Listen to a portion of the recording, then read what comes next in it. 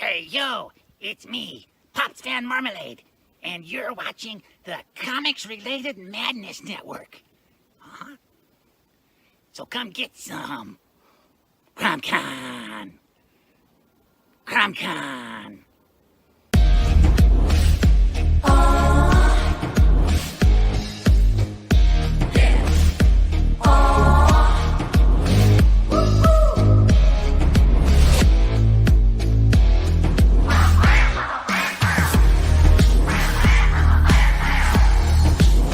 Your favorite podcast, it's Critical Plus.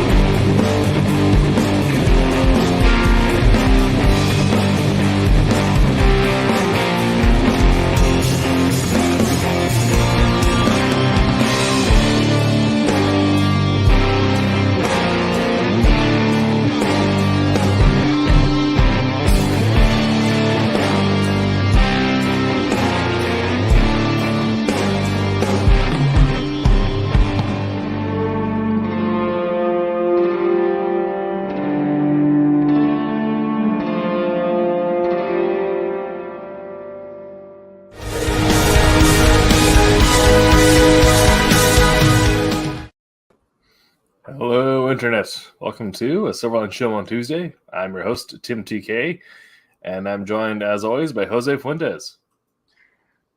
Which one of us is Robin? Which one of us is Batman? I don't know. Well, I've gone through actual boxing training, but I feel like you're good at the crowbar, so. Allegedly good with the crowbar. Yeah. Yeah, don't get Jose in a bar fight. Right? Someone's losing some kneecaps. I will say that I'm such a good friend that I can say I have stabbed my own friends. Well, I feel like, things like that happen for a lot of people. Just, Well, we were dumb in our youth, and we actually walked around. I mean, I still walk around with a knife on me all the time, but Yeah. we walk around with knives and swords on us. And at any given moment, our friends would challenge each other to like knife fights and sword fights because we're dumb. Of course, yeah. I feel like even now, like, I don't even think there's like a generational gap. I feel like it's just like a thing where like even tomboys too. If you just carry a certain level of weird energy, at some point you do sword fight your friends in the backyard. Right? Yeah. At some point. I remember wrestling around, and my friend Dana, after I had moved to Iowa for a little while, some of my friends came and to come find me Mhm. because I didn't tell anybody I left, and we were just wrestling in the yard, and my friend Troy jumped up onto Dana, and Dana grabbed a hold of him. He's just this big black dude. I grabbed a hold of him, and I come leaping in the air after Dana, and Dana looks at me and just throws Troy into me. We collide in midair, just drop to the ground. That's fantastic. That is the extent of my acrobatic skills. I just want to put that out there. Yeah, there you go. Yeah. I mean, if you focus on that kind of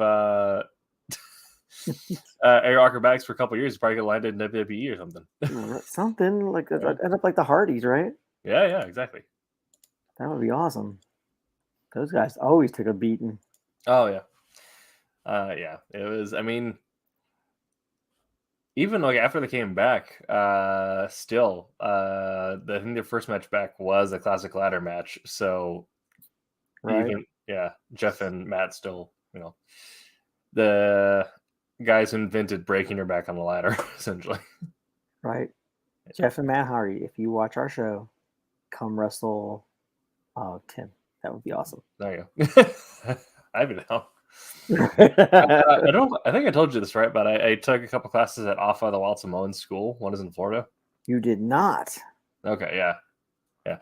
I found out we went to a small like local convention. We found out that Alpha the Wild Samoan actually had a training school, like for if you want to go like learn how to do like the wrestling stuff, or like if you want to get certified as a trainer or a coach, like or as a he offered 3 certifications where you get certified as a manager, referee. So if you wanted to go through schools on how to write promos and how to transition like being like a heel on the side of the ring to be a man, like Paul Heyman stuff, or how to sell being a referee, but also this general thing was just the running drills on how to perform maneuvers and stuff without killing people in the ring. That would be crazy. I know. I remember talking to April Hunter about like just a few, like nothing really huge, because I really at the time I really didn't like pay attention to a lot of wrestling. Yeah. Then I found out she was a wrestler. I was like, oh, that's super cool. And yeah, she got trained. Like she even went to, like, as far as I know, she went to like Japan and whatnot to train with the wrestlers. Yeah, the Japan School of Wrestling is insane. Right. That's all the shows are just dope. That's one of my favorite wrestlers currently is Kenny Omega, and he made his name out in Japan. So when he came back to do AEW, he's great. That's cool. Not the subject for today, but Yeah. I mean, wrestling has story arcs though. But yes, tonight's subject is story arcs. So we might transition into talking about wrestling at some point, because I have dissected a few wrestling stories, and one of my college professors actually used to write for WWE. So yeah, that's pretty cool. Right. So we'll be talking about building the story arc. So kind of the looking at what a story arc is for comics, breaking down how you actually go about making one. So some general theory, I guess, if you haven't gone through creative writing classes, is going to be essentially giving you some of that creative writing college course for free, and going into the practical of it. So if you're uninitiated, I think if you read a comic, you've probably heard someone refer to something as an arc, like the story arc. Yeah, story arc. This is the Infinity War arc, or this is the Ultron arc, or anything like that, or even if you storyline. You'll also see people will they'll, like, for the most part, like collected editions and volumes are collected arcs containing several smaller issues. So an arc essentially is just a contained story within the comic, which is a beginning, middle, and end, a thread, usually a villain or a crisis is introduced. It develops and then is resolved, leading into the next arc after that, the next story arc after that. So and if you're looking at just like a single movie or a single book, or if it is just like a single run of a comic, the arc would be the skeleton that creates the beginning, middle, and end. Or we'll get into if you're working in 3 acts, which isn't necessarily always the case in comics. Usually it's 3 acts, but if you're Neil Gaiman or Alan Moore, you might work in 4 or 5 acts because 16 or 20. you're right, because you can get away with that. Best example of that would be something Shakespearean, which everyone I'd say, if you have engaged with any sort of media, has at least run into a 5-act story, even if you don't necessarily think about it. But it's a beginning, middle, a false end, a further development, and then the proper end. I feel that was DC's death metal. Yes. Yeah. That had like so many times it could have just been done and it would have been great right where it left off, and then they just kept going. Mm-hmm. Yeah, and usually if it's done well, that's the thing where we realize that either the main crisis or the main bad isn't necessarily the actual ultimate bad. Yeah. I think Watchmen is also 5 acts. Is it really? Yeah, because they had. Oh, that's right. Yeah. Yeah. They're the chapters. Mm-hmm.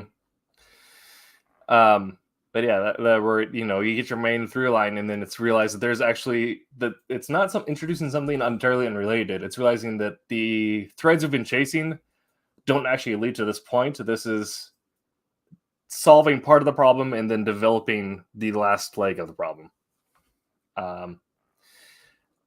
So typically when I write comics, going out with the practicum, I will try to stick within a simple beginning, middle, and end, and then if I feel like I need to add a twist, I will.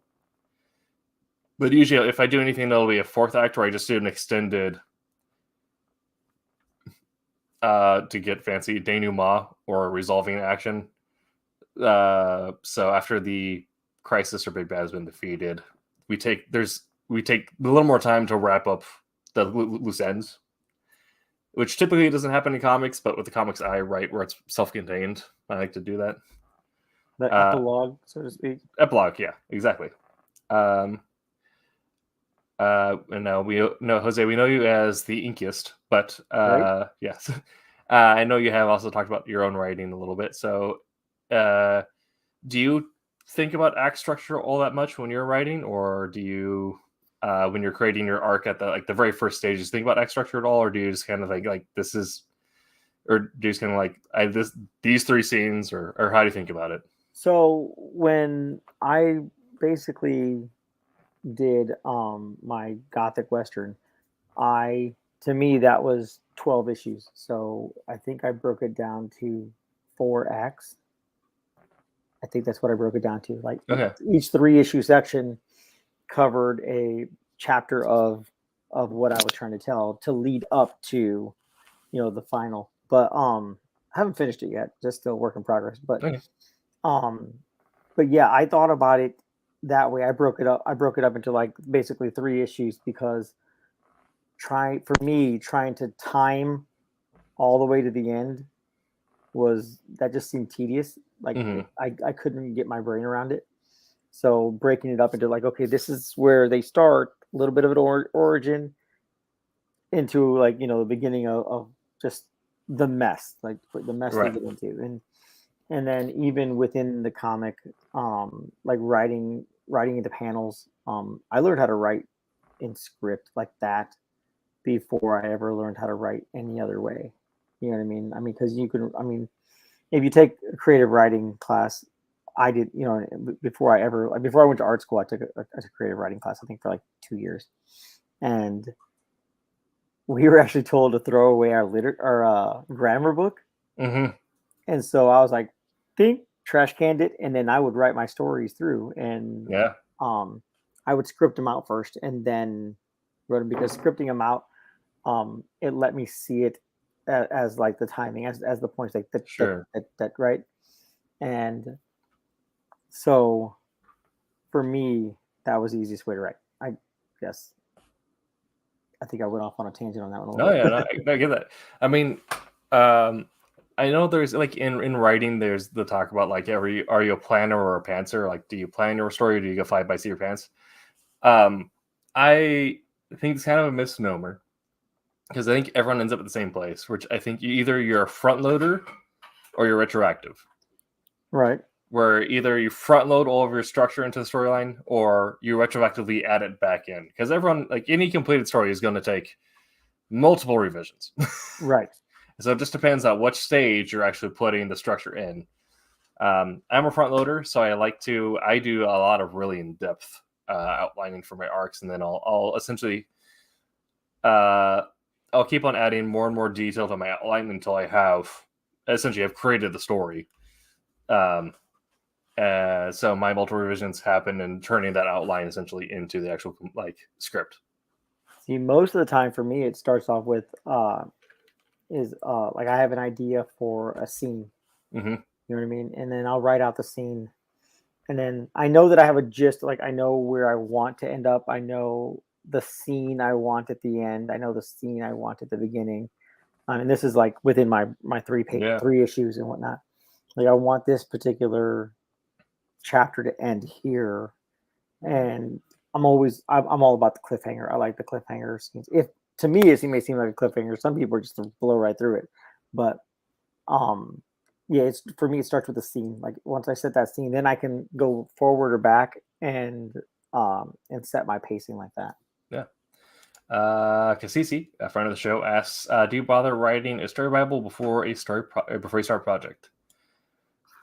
For me, that depends on the length or scale of the project. For Wolfrunner, I did not because it's small. So I'll send it a little bit because there's room for that to turn into a long-running series. For other things, I definitely have. But if it's anything I know it's going to be wrapped up in, 6 or less issues or less than 1 or less than 2 books, I will novel-sized books, not comic books. I won't bother with a story Bible necessarily because everything that's getting developed is pretty much going straight into the outline. Whereas if it's something that's going to be like a longer form, like there's going to be stuff that'll develop that I won't touch for months. So I'll need to put that somewhere to keep in my head. What does that mean? So story Bible, yeah. Or I guess if we're working someone else's IP, I have to use their story Bible. So a story Bible is a compendium of all the essentially facts and laws of the property you're working with. Oh, okay. So like with Batman is notorious for having, I think, the largest story Bible in comics, where it says like these are all these characters, they can only do this, they can't do this. These are all these locations, you can't do this in them, but you can do this. And so if you're brought on to work on an IP for someone else, they'll give you a copy of the story Bible and say like, all right, you're taking these pages, you're working within them. These are characters you're allowed to use. So essentially it's just the keeping the record of all the locations, rules of the universe, characters in it. So not necessarily an outline, but an encyclopedia. Well, I definitely do not do that, but man, that sounds like I probably should. I said it's handy for doing a longer form project because if you're doing something where you're not going to touch a location for months later after you've already created the concept. Yeah, I should probably know what's happening there when I get there. Right. No. Working on like some game stuff, I've definitely used it because working on a game, they'll be like, you'll get bounced around based on wherever the developers are working essentially. So like, well, no, we're working on this scene now, so we need you to create dialogue for this scene. And then you'll bounce you back over to another place like, okay, now you need dialogue over here. You have to remember like, okay, who's here? What's happening? Oh, yeah. That makes sense. Like that would be important. Okay. And what was the next thing I had on my line? Yeah. So, coming off the talk about acts, I can mention everything has a beginning, usually middle and usually an end. Not always the case, but everything always has a beginning. So in comics, especially, just as a general thing, there's that quote. There's two forms. There are two stories. There are only ever 2 stories ever told, and I kind of hate how true this is. But there's only ever 2 forms of stories that are told, which is a person goes on an adventure, or a stranger comes to town. So it's either someone leaves and sets off a chain of events, or someone comes Shows up and yeah. And which kind of sounds mundane when you think about it. Star Wars is episode 4, 5, and 6 is even like 1, 2, 3, 1, 2, 3, and 4 are both versions of a person leaves town. Well, yeah, yeah, that's what happens. They leave town and the events start happening. Shenanigans ensue. Yes. And if you look at a few other things, I'm trying to think of a recent example. I guess to go to another Star Trek sci-fi property, Star Trek Wrath of Khan. That one is a stranger comes to town. Khan. Sure is. Yeah. I never thought about that, but yeah. Yes, I hate that, but I mean, if you look at any sort of comic, it's usually that's, especially if you're doing like something that has YA appeal, but that might be a little more on the nose. But I mean, let's see there. More things from PCs. Do we start with the end in mind, or we start with the characters taking on a journey? We'll actually get back to that. That is something that is I have down the line in our. So I have that down the line in our outline. For instance, when I was writing Wolf Hunter, even though it's a spy story, it's set in World War II. There's all this focus on machinery and the technological advancement of warfare at the time. The basic premise is a stranger comes to town.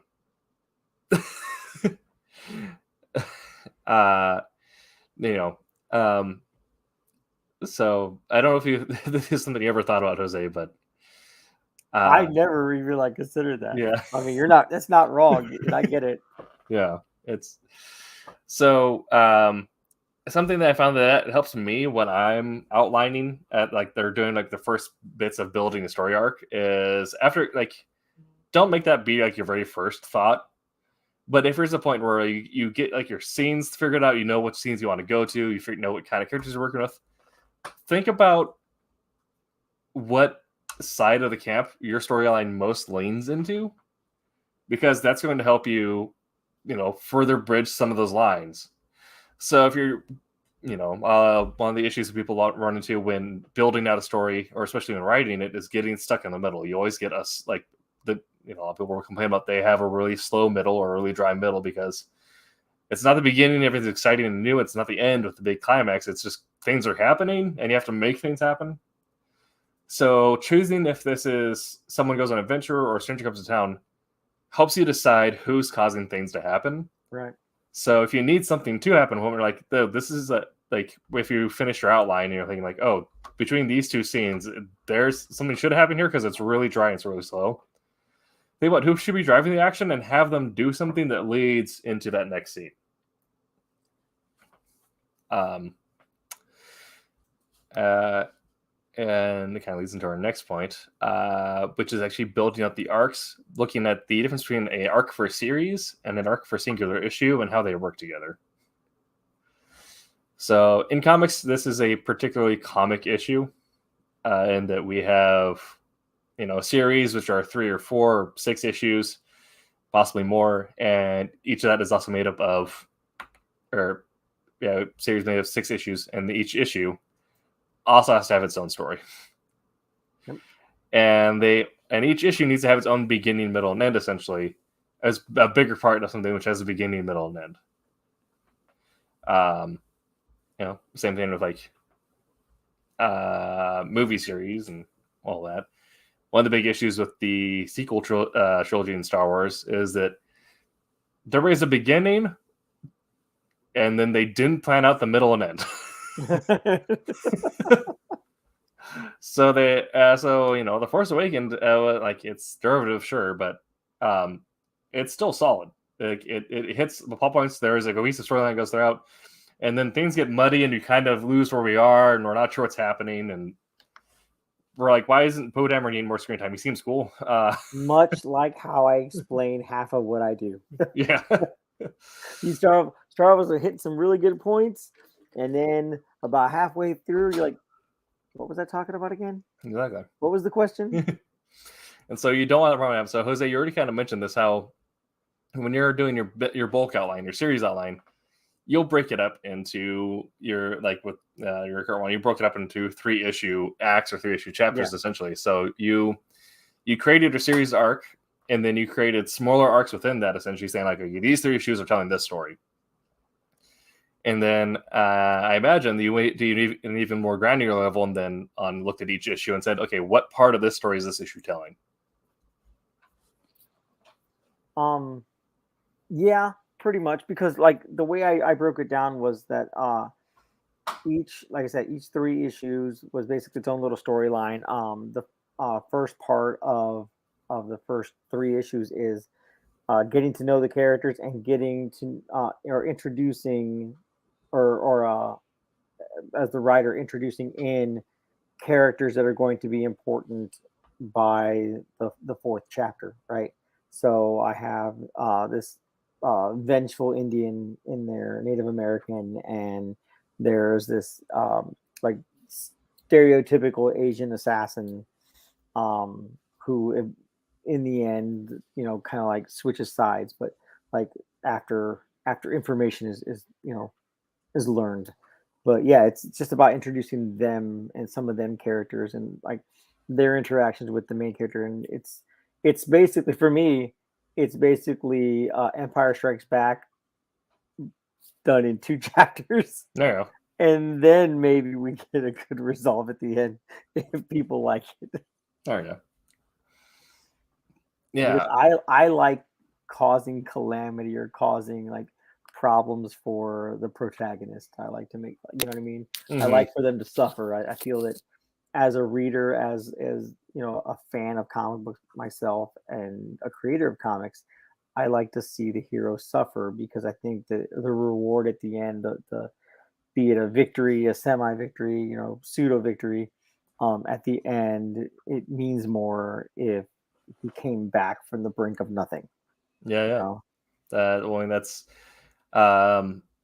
a concept that's used in a lot of classical literature and also in a lot of adventure is, the dark night of the soul, or the false death, or a bunch of other literary terms for it or whatever. But it's the idea of the moment where the hero either dies in spirit, or in some cases literally dies, to get brought back and then learn and become stronger after that point. Right. Yeah. Yeah. When I was working on Wolf Hunter, I kind of had the benefit of it being a 3-issue series, so it was very clear this is the beginning, this is the middle, this is the end. So I knew exactly what each thing had to do for the greater series arc. I knew exactly how I needed to partition out, but and so I knew that at the very end of issue 1 we had to establish the greater plot for the next 2 issues. Right. But issue 1 also needed to have its own plot, because having a book that is 23 pages of setup and 1 page of action happening is boring. So it had to have its own moment where there had to be another struggle within that issue that the character had to overcome. So that's when it becomes a thing of focusing and building a specific arc just for a singular issue that ties into the larger arc, and giving it its own beginning, middle, and end. Looking at the first issue being, it starts with the Blitz, the second Battle of Dover, and that's the one where the character gets incapacitated. So we have a clear start in action, in media res, if you will, and a inciting incident where the protagonist gets severely injured, and I also kind of foreshadow some issues that he has that will lead into his Dark Night of the Soul later on. And then the story then becomes about him overcoming the blow to his confidence that those complications have initially given him, and figuring out what his new purpose is going to be going forward, and then the action develops even more so going into the next issue, but creating a character-driven first issue that also then ties into a plot-driven moment. So this ties into my question here. So looking at developing a series arc or an arc for an individual issue, in your experience with your current comic, Jose, that you're right now, what are some of the challenges you've found with either side of that, or if there's a side that you prefer? I think the longer arc is easier. Just because you have time to work it out, like you have time to move the details around. Like if something doesn't work out right or your timing is off, you can like adjust it on the next issue. You know what I mean? I'm not quite sure that answers the question. Again, that's the idea is that you one of the issues with working in the smaller side of that is that you are more constrained in time. Yeah. When you're looking at the big picture, you have an idea of where you can figure everything out. But especially in comics where you have a hard page count most of the time, although now with digital and print on demand, you can kind of play around with that if you have your own publishing system. But if you're stuck with 22 or 24 pages, you're like, okay, I need to get this done in this amount of time. I can't really finagle it too much. And then you want, like, I keep talking about timing. Timing is important. Like I wouldn't have thought that when I first got into comics. Like I was like, timing, what are you talking about? Right. But it is like when you're creating. When I wrote my Gothic Western, I did panels, like thumbnail panels. Like I paneled it out so I knew how many panels I wanted per page, so that I can, like, my flow kept moving. And I didn't always nail it. I didn't always get it right, but you know what I mean, as a whole. And then the penciler that actually did it for me at the time, because I wasn't confident enough to do it myself, but the penciler that did it for me, like, really was really good about, like, he's like, oh, like, what if I did this here? What if I changed this here? I was like, oh yeah, dude, that's awesome. Like, let's do that. Or no, that throws off the next couple pages. You know what I mean? Right. But he was very receptive to any, like, advice from my end and whatnot. It wasn't just, I know there are some pencils like, no, like, this is how I'm doing it, this is how it's going to be. Like, I've actually had a guy say that when I had to ink his stuff in, and like, I was like, dude, that's not going to work. That doesn't make any sense. He's like, no, just ink it. Just ink it. I'm like, all right. Editor, what say you? Yeah. But yeah, like, timing to me is important, because with having so little pages for, like, the shorter arc, you know what I mean, you have to, like, really try and get everything in there. You have to hit all the points you want to hit, which, like I said, when I do my thumbnails for my scripts and whatnot, I always make sure I know where my points are. Like, this page, the point is to do this, like, on this page. Like, when I transition into this page, this is the point I'm trying to hit on this page. You know what I mean? Yeah. And, or like in a couple pages, I need my point to be hit by this page. So it's not easy to me anyway. It's not easy like that, because I'm not normally a writer. Just, when you have a story to tell in your head, you kind of just want to get it out. Yeah, absolutely. So, I mean, that's I forgot who it said.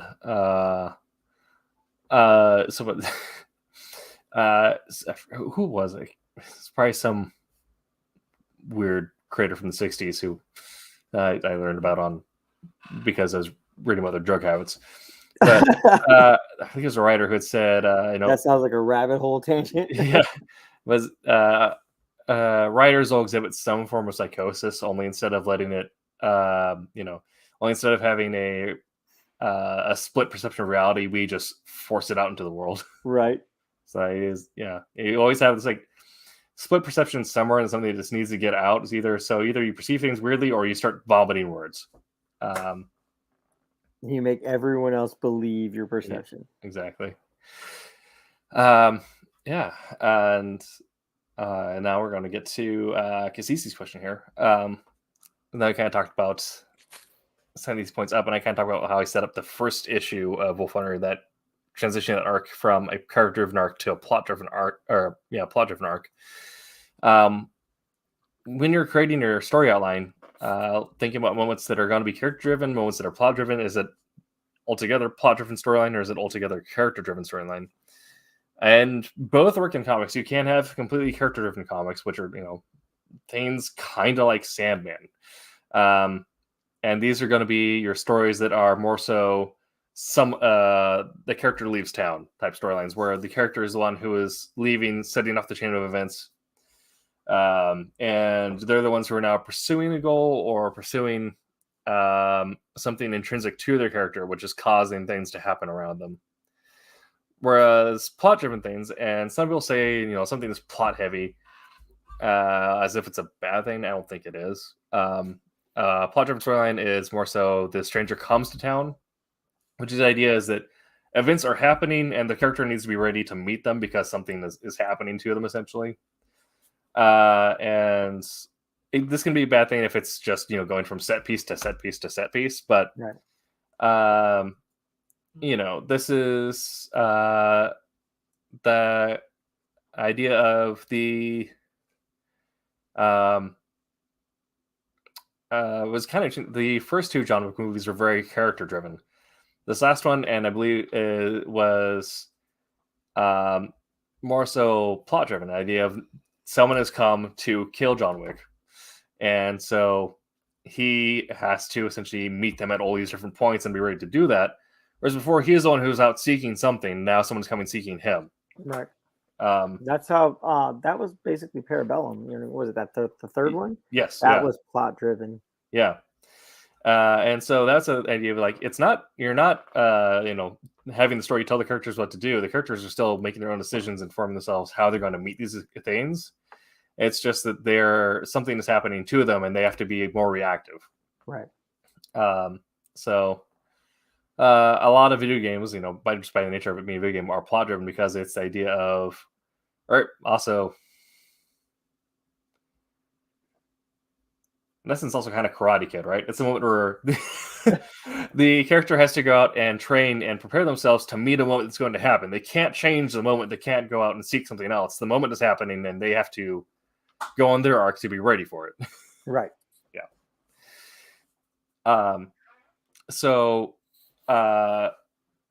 my example for this with Wolf Hunter issue 1 being character driven, something happened to the character, and they have to go out and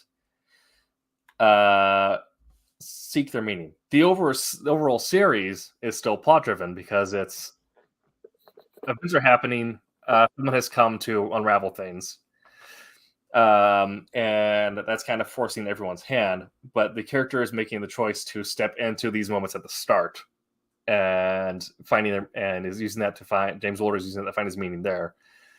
And at that point, so he is going out.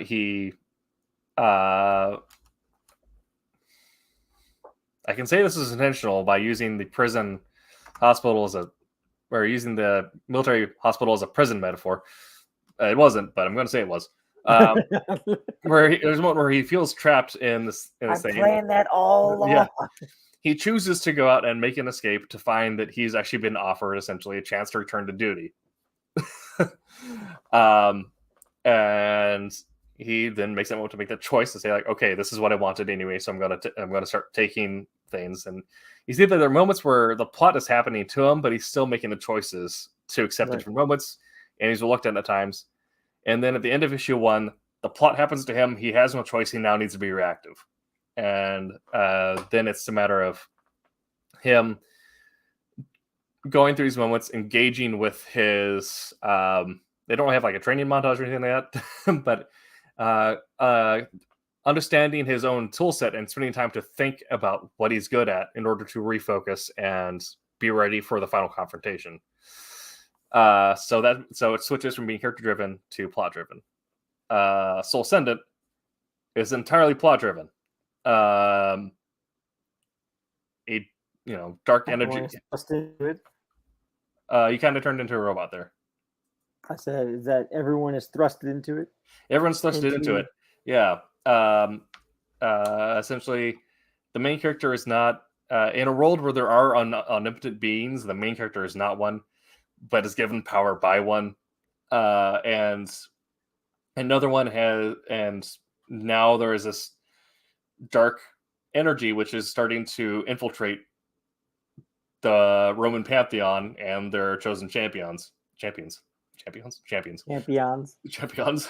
It should always be champions. Yes. I want to say paragon and champion at the same time. But I did that with my daughter. We say every time like something happens, if things are going on and you want to, like all of a sudden like something jumps, like interrupts whatever they're doing. It's like, oh, plot twist, right? Exactly. We changed it into side plot because I said it wrong. Because I meant to say side. I think I meant to say side quest and plot twist, and I ended up saying side plot. That's awesome. But yeah, so and now the character is reacting to all these things that are happening to him and figuring out how to figure out how he gets the power necessary and where his motivation aligns with the world and how it's currently shaping around him.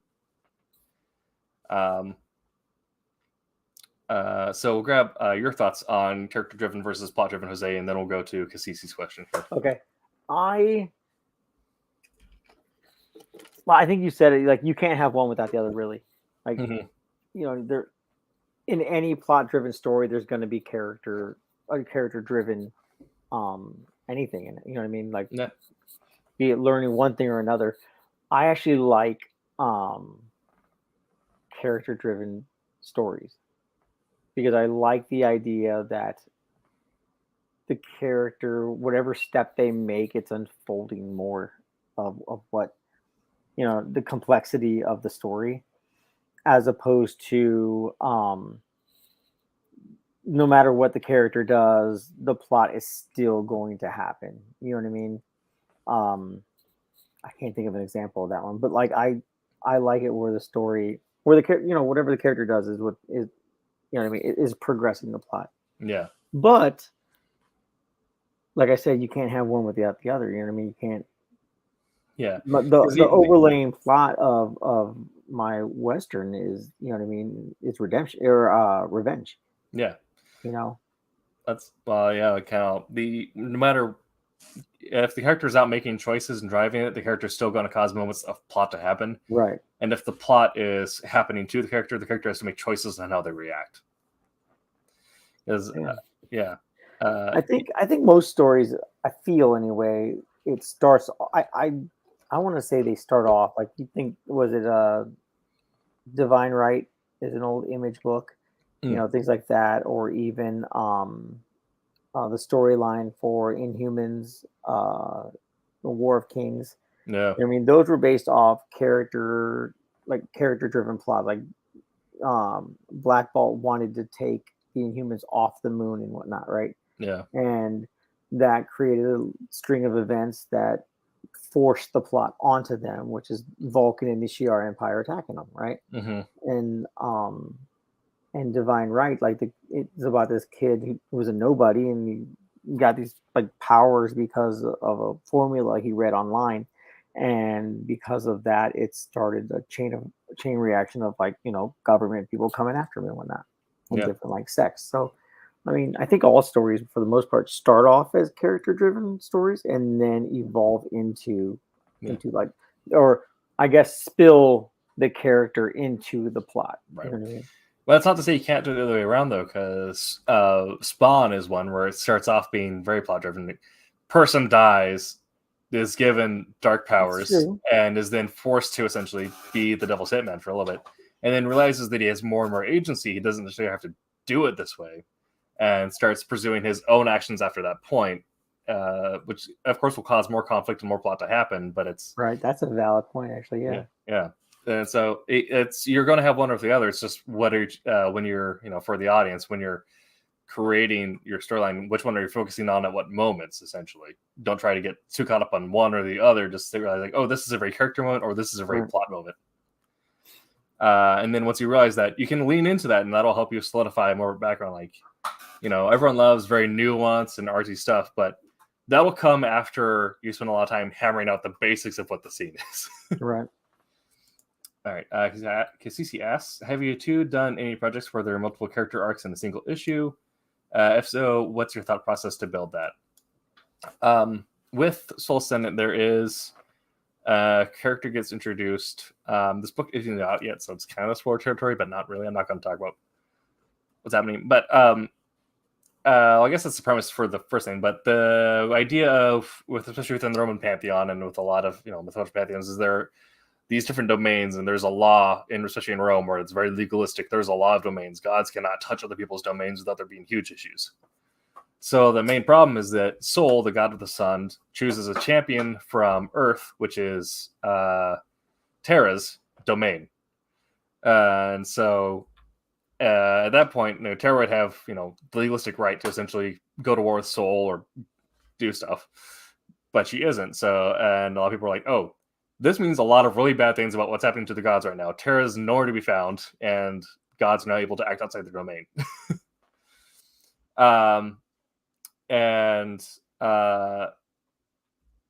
There it causes issues for one of these characters who is a priest of Jupiter.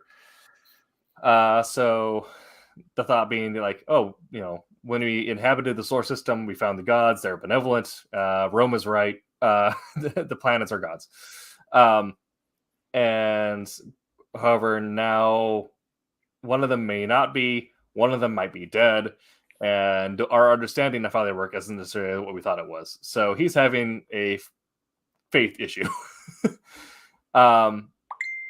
And he has to go, and during this, so he's going essentially, he joins on with Invictus. They go to Jupiter, because Jupiter is if you're not familiar with Roman mythology, Jupiter is the high god. If you ever wondered where the term Jove came from, that was the old word for Jupiter. He's Zeus. I give you Yeah. like the parallels between the Grecian and Roman. Yeah, He's Zeus. Exactly. And so Invictus has to go out and essentially fight a battle with the Paragon sisters. I forgot their names, but the two biggest moons of Jupiter that were wow, how am I forgetting their names? One starts with an M. It's right there. It's right there. You can do it. You can do it. Oh god. Let's see.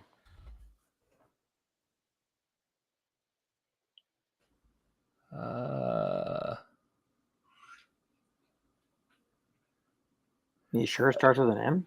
I think it was not the biggest one, but I think it was Europa and Minerva. Okay. Yeah. It might have been Callisto. Europa is one of them. It might have been Callisto Minerva. I know Minerva is one of them. That's the M one I was thinking of. I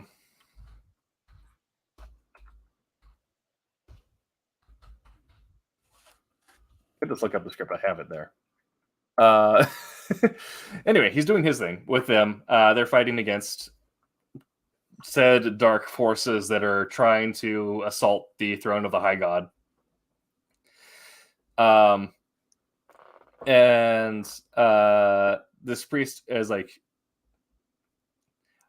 this whole religion thing isn't the religion that I thought it was, that I've been teaching. So I'm going to go and do my own thing and talk to Jupiter while I'm here.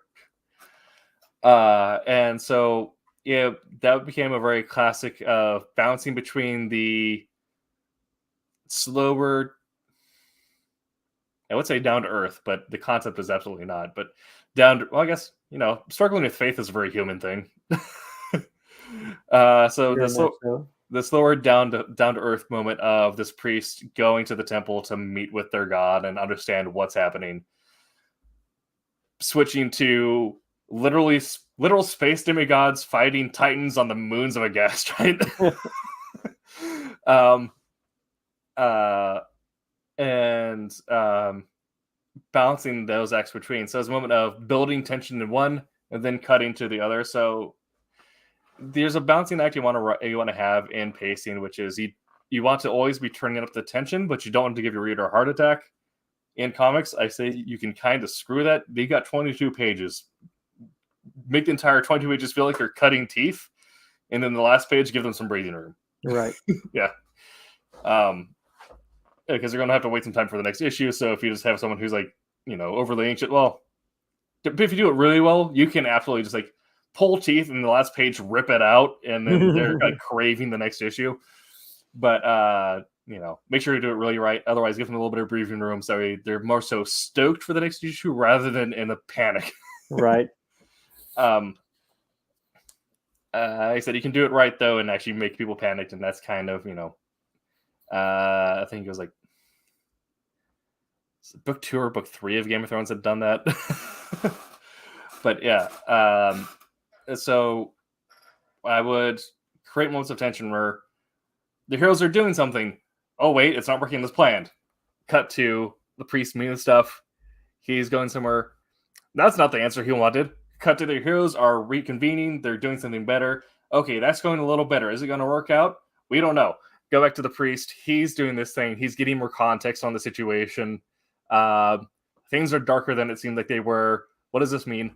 Cut to the heroes doing their own thing. So it's a moment of you're giving answers, ending with a question or a proposition of some kind, and then cutting to the next one. And then at the end, he gets the situation. He has a way forward. He kind of has an idea of what to do. Oh, the heroes have actually, their plan worked. And so it's the balancing act of going between the two, of racking up tension and then giving that breathing space at the end. That seemed very like everything up front, like for the fight, like you just get, it's exactly what it is. You know what I mean? It's action and whatnot going on, but like then it's the cut scene, some introspection. Yeah. You know what I mean? And to go back to the fight scene, because Star Wars did the same thing. Star Wars did the same thing when the rebels were fighting the Death Star. You know what I mean? Was it in Return of the Jedi? And Luke Skywalker was having his moment with Palpatine. You know what I mean? With like the dialogue, the realization that your people are gonna get screwed. Blah, blah. Then back to the action, and then back to the slower dialogue. I don't think that I haven't done anything where I put the parallels of multiple characters. Not per se. Like my two protagonists for my Western is a former priest named Chance and a former nun named Seraphine, and their parallels kind of run together with a little bit of like variance here and there, but like I don't know, from what I understand from Cassisi saying that having multiple character arcs, not separate. Mm-hmm. Chance and Seraphine's arcs merge together. She's leading herself down a road of destruction, and he is too, but he sees it as a higher mission to redeem Seraphine, because he feels she's the one who needs to be saved, not him. He's willing to start off light and make himself darker to take the darkness away from her. So not necessarily like different arcs, but like their arcs kind of sort of run parallel. Yeah, thanks for that. So Minerva and Myrmidon are future spoilers, so don't mind them. This was the ascendant of Juno and the ascendant of Jupiter. So okay. So Juno was Jupiter's wife. And also she is kind of same idea where she is also, whereas Jupiter is, whereas in Greek mythology Zeus is kind of the god of horndogging, Jupiter is the god of spreadsheets. Spreadsheets. Because the Romans like, okay, but also we really like logistics and everything, so what if our gods were more meticulous? Right. So our gods are heathens. Yeah. Your gods are wrong. We're gonna clean them up. Yeah. So Jupiter's like, of course, being the god of everything, he's a god of administration. Because administration rules everything. And Juno's the tactical side of that, whereas he's like Jupiter is the overall application, which leads to being like a very civilian-minded god. Juno is the Roman's also very much into like the empowerment of women to be very passionate. So Juno is the passionate side of administration. So she is tactical administration. Nice. Yeah. So yeah, that was the characters I'm thinking of. Let's see here. Okay, and that's our last note that I have here is another very comic-y, uniquely comic problem we run into. Leaving room for follow-up and tag-on storylines. So how complete do you complete a story when you're writing a comic? Because if the big two have taught us anything, is that you can have one storyline go on for 80 years. I mean, that's the dream, right? That's Spawn. Right? Yeah, that's like, see, I want royalties until after I'm dead. Right. Yeah. That's One Piece. Yeah. That's what that is. That's One Piece. Yeah. But I feel I have a bad habit of I want everything to be a nice, clean ending. Mm-hmm. My vision was, from this issue to this issue, and that's it. I get there and I'm done. And then afterwards, I'm like, crap, I should have left a few loopholes so that I can spin off and keep going if people are interested in it. But I don't. My brain doesn't work that way. It should. But I'm not a fan of leaving the main thing unraveled a little bit. The main issue, especially because Wolf Hunter is 3 issues. That's it. There is one point at the end where if we want to continue on past that, we can, but we don't need to.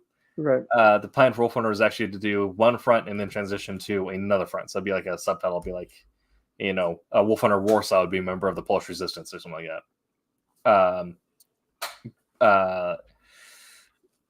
With Soul Senate, there's no more room for it because it's designed to be a bigger, grand scale thing. Dealing with space pantheons. At some point you got to get the Norse pantheon and Egypt and Japan in there and all that. Kind of ripping off Stargate and saying that our perception of pantheons just came from alien races that have messed with us in the past.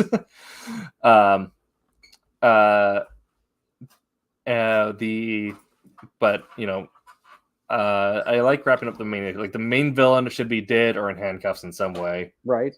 However,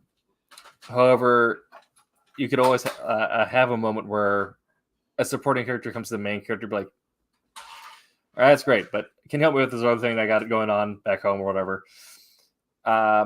Which can then kind of, if as a reader myself, I felt cheated when that happened at the end of a thing. Like a lot, like this happened a lot in like mid 2000s comics and even before then, where the arc would end and then like, by the way, it's not a complete arc, or by the way, there's more going on after this. Right. I like how was it Frank Miller's 300 ended. Like in the book, like even the one dude like kind of just like wandered off and stuff like that. But yeah, like I thought that had a pretty nice ending. Yeah. The comic, not so much the right. the movie was pretty close, right? The movie was pretty close for the most part, but we're like the rallying the army for pushing the Persians out of Greece. We're like, okay, yeah, by itself, this is a good ending, but it leads itself to a natural thing if you wanted to go there. Right. I like the idea, like before. So I wrote or created my Western. It's called Dark Redemption, but I created that way before I ever saw Book of Eli, right? But I love the ending to Book of Eli. Yes. I was like, someone was inside my brain. Right. Like, what the heck? You were in my brain, my dude. So like the ending can go in various directions. The main story, the main plot of the story, the main like the overlaying plot gets resolved. It absolutely has to. In my brain, I can't see it. It's not death metal. Sweet Christmas. That went on forever, like 15 years, I swear. But it has to have an end. You know what I mean? If results at the end lead to another continuation or a divergence of one of the characters, then cool. Mhm. I can see that. Just like in the Book of Eli, you know what I mean? If you haven't seen the Book of Eli, people, then it's your fault, not mine. Hmm. And I mean that in the most loving way possible. But in the end, you know what I mean? What happens to Eli, right? And then the cycle kind of starts anew with Mila Kunis's character. Yeah. You know what I mean? So like that doesn't bother me. That to me that seems like a natural progression into, you know what I mean, a new storyline, a new option. Mhm. Like even when I saw the end of that, I was like, I would watch a movie with her continuing on with the story. You Oh, know what I mean? That 100%. would be Yeah. kind of cool And because she didn't have the skills he did. She didn't have the difficulties that he did. You know what I mean? Mhm. So she's going into it fresh and new and learn, a whole new learning process. And I think that's Yeah. cool. Speaking of Book of Eli, a kind of side tangent. The writer of Book of Eli, Gary Whitta, now has a narrative podcast called War Dog, which is great science fiction. Aliens come to Earth, are actually benevolent, but humans don't trust them. Humans mess it up, and we end up losing the war because people at the top got a little greedy. Oh man. And so it's about people then now living with the effect that we didn't need to go war with aliens, but we did. And this is what happened to Earth in the after effect of that. And Wow. robots are a thing. Mechas. And it follows the daughter, who is the daughter of one of the last great mecha pilots, essentially, of the human army before humans lost. So, I like mech pilots. yeah. So it's You ever watch I'm sure you have or was it Pacific Rim, The Black? yeah, yes, yeah. Great show. Yeah, but I mean, also Pacific Rim, kind of a good idea. We're talking about this where, yeah, you get in like, okay, we stopped the kaiju. Did we? Right. Yeah. Whereas that idea of you can solve the issue and then give a little bit more at the end of it, where like a really good ending to a lot of things, the classic spy movie or whatever is, the end of like, you got the job. Like, so like if you weren't interested at all, like, great, he did the thing and now he's getting rewarded for it. But if you're interested in it, you want to get more like, oh, but now what's the job? Right. And you can also do this with my favorite way of doing this is with side characters, where a lot of stories have this, where they come out, they help the hero for a little bit, something happens, like, okay, I have to go deal with this other thing. So they leave. And so, like, for the rest of the story, like, great, doesn't matter, something else is going on. But that gives you room to add in a second part where maybe the hero needs to help me with this other thing, or maybe that is the second storyline or whatever. Kind of like the guy leaving the Hotgates on 300 to go rally your army is like, okay, great, that's its own thing. Doesn't matter for us of this movie, but can be used for the second movie. Right. Yeah. Yeah. I remember I wrote, and I don't think I made a pet. I think I ended up writing just for issue 1. And then somebody was going to do the artwork for it, and it never panned out. Like, ended up Mhm. just, I honestly don't even know where the script is now. But the entire first issue is 4 parts, like 4 different characters. And I took some of the characters, a couple of the characters from this particular story. I called it On the Lam, right? All right. And it's just about people, these group of 4 people, like running from a posse, like being ran out of town, and like the inspiration came from Butch Cassidy and Sundance Kid. Nice. You know what I mean? Like I was inspired by the end. You know what I mean? When they're in Yeah. that little house and whatnot, and then they come charging out. Like that was my inspiration for the story. But like the whole rest of the comic, and like I said, I started with the end on that one and worked my way back, because I worked my way back into each character's like connection. And so the one's like this kid who's he thinks he's like the best gunslinger in the world, but he's not. But he's really good at cards. But like his whole like thing is to like try and convince everyone he's the best, and he's not. He's rubbish. And then this girl who's out to like hunt somebody down, and another Native American, and then a Mexican, and each time like it goes back to tell the next person's story. you see you see them crossing the other person's Nice. storyline. So like Uh, the first storyline is the card playing kid, you know what I mean? Like just swindling people and people getting mad and like wanting to kill him and whatnot. And then the next one is the vengeful girl. And while she's like coming into the saloon and whatnot, you see the kid playing cards, and then next is like the Mexican coming into town, and then you see the both the kid and the girl, you know, at different parts in his storyline. The beginning, like you see the kid going into the bar, and then you see the girl running out of it, and then it just I interwove them so that they were all touching somehow, okay. and in the end, like they pretty much just charged out, and that was like my cliffhanger for the end of the thing. Like I said, Nice. it was inspired by Butch Cassidy and the Sundance Kid. Yeah. That's awesome. Yeah.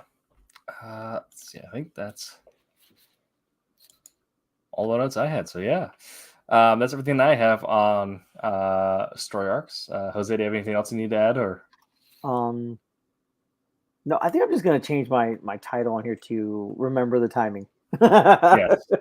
Yeah. I mean, yeah. Thank you, Kizzy. Thanks Yeah, for thanks, Kasisi. thanks for questions. Yeah. The pacing. It's something.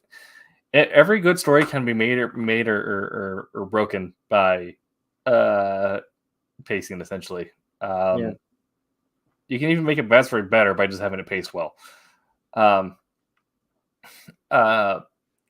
most recently, the Destiny 2 Lightfall expansion.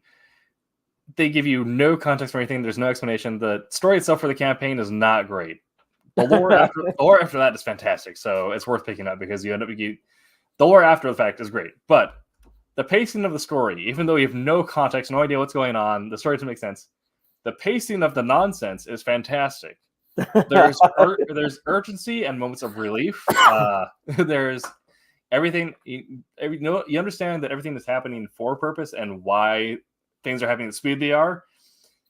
You just don't know what those things are. So Nice. That's cool. That's saved part of the story for me. Is like oh, I get the speed here. Like there's not like it's nonsense that makes no sense, but it's happening at a rate at which this nonsense should happen. Sounds like an organized hot mess. Exactly. Yeah, that's entirely it. Yeah. And there's a lot of things like that. Like there's a lot of great movies that just feel like they drag on forever because they don't have the pacing right. But then you also got some things where Bill and Ted 3, not the best outing for the group, but I had fun and I didn't feel like the movie was as long as it was. So the pacing worked well for it. That's cool. Yeah. So, yeah, and there were some like was it There Will Be Blood? Great movie, but like it got slow in the middle. yeah. Like, okay, is this going to like what's going to happen? Something needs to happen because I'm literally falling asleep. Absolutely, yeah. Great movie though. Yeah. Like, was it Daniel Day-Lewis? Like that dude is freaking awesome. Mm-hmm. And then was it Paul Dini? Right? No, Paul Dini's what's his name? The dude that played the Riddler.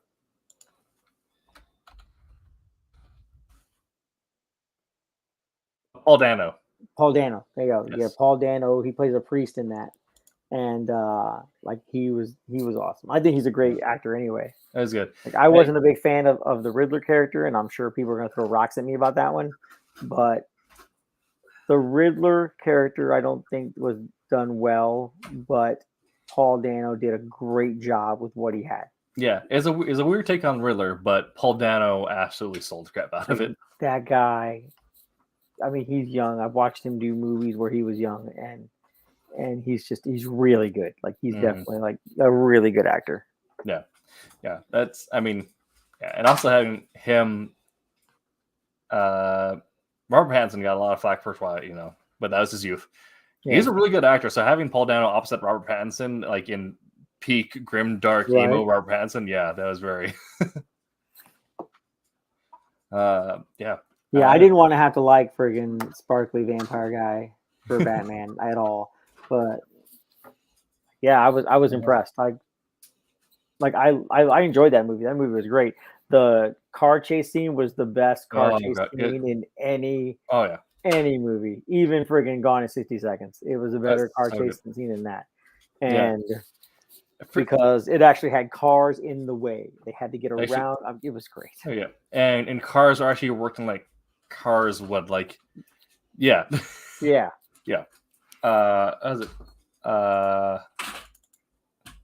Colin Farrell. It's appearing as Oh my Penguin. gosh. Yeah. Penguin, right? Yeah, is it? But just the way that he also acted in that chase scene, just the Yeah. that, yeah, yeah.